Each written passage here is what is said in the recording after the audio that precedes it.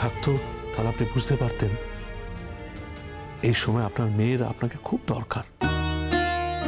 আমরা আমরা আমরা চেষ্টা করব মাস্টারমশাই আপনার যাতে পুরনো সব কথা মনে পড়ে যায়।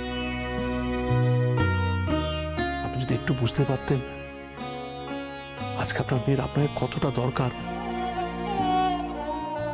সেটা আমি বলে বোঝাতে পারবো না। আপনার মেয়ের এখন খুব বিপদ, এই সময় আপনার ওর পাশে দাঁড়ানো দরকার মাস্টারমশাই।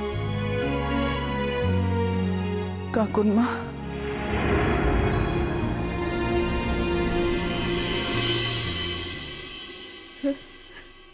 কি হলো মা? তোমার গলাটা হঠাৎ নরম হয়ে গেল শুধু বাবাকে দেখে? আমাকে ক্ষমা করে দে মা। আমি বুঝতে পারছি আমি খুব বড় ভুল করে ফেলেছি, ক্ষমা করে দে। ক্ষমা করতে করতে আমি আর ক্ষমা করতে পারি না মা। আমার ভেতর থেকে আর ক্ষমা করাটা আসে না।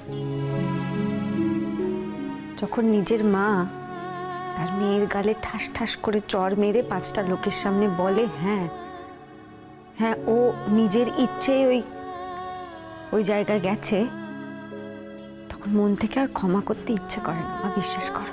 হ্যাঁ, আপনারা এভাবে কাঁদবেন না।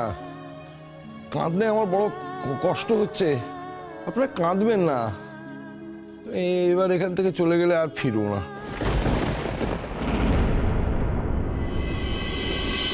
এবার আর তোমাকে কোথাও চলে যেতে দেবই না। তুমি জানো তুমি চলে যাওয়াতে আমার সব স্বপ্ন মরে গেছে।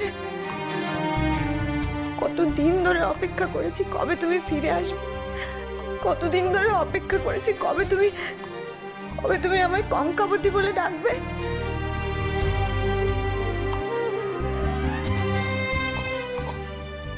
কঙ্কাবতী,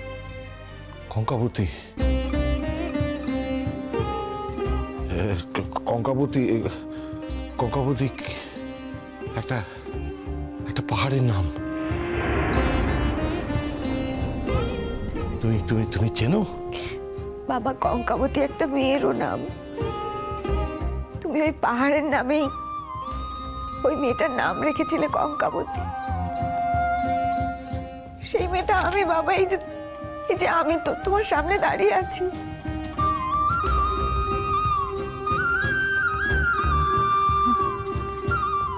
তোমার কিছু মনে পড়ছে না? আমাদের মালদার বাড়ি, তোমার স্কুল, আমাদের সংসার।